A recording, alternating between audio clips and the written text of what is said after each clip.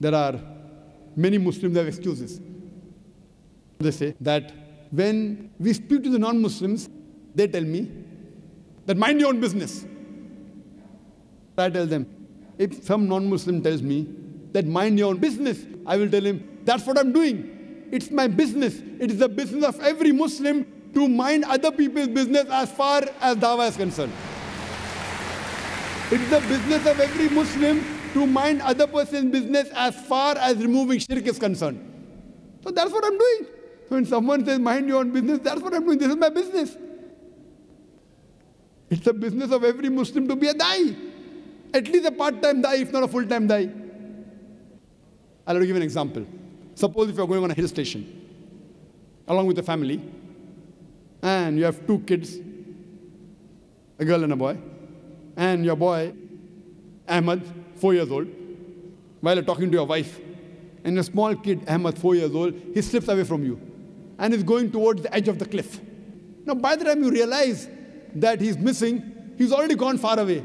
And then you see him that walking close to the edge of the cliff. You want to shout, Ahmad, be careful, you'll fall down. But your voice cannot reach him, far away. There you see an elderly gentleman at the edge of the cliff with his hands folded. He's admiring beauty. You want to shout, Mister, Bhai Sahab, save my son, he will die. But your voice cannot reach him.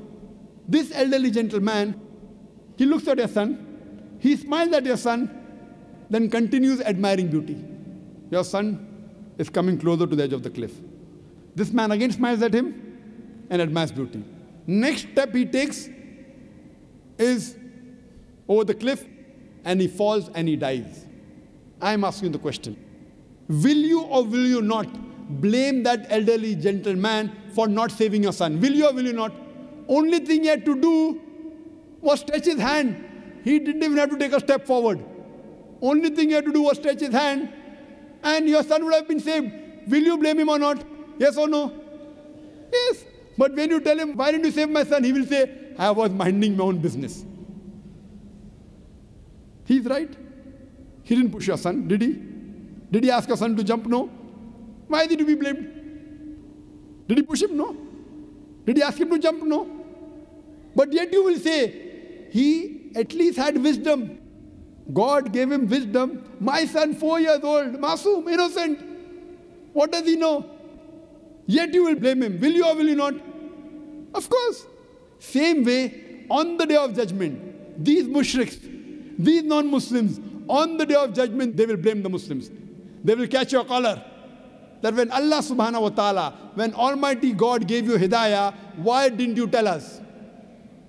On the day of judgment, these non-Muslims will blame the Muslims and tell that why didn't these Muslims who Allah gave hidayah to, who Allah gave guidance to, why didn't they correct us? It is the duty of every Muslim that he conveys the message of Islam to the non-Muslims.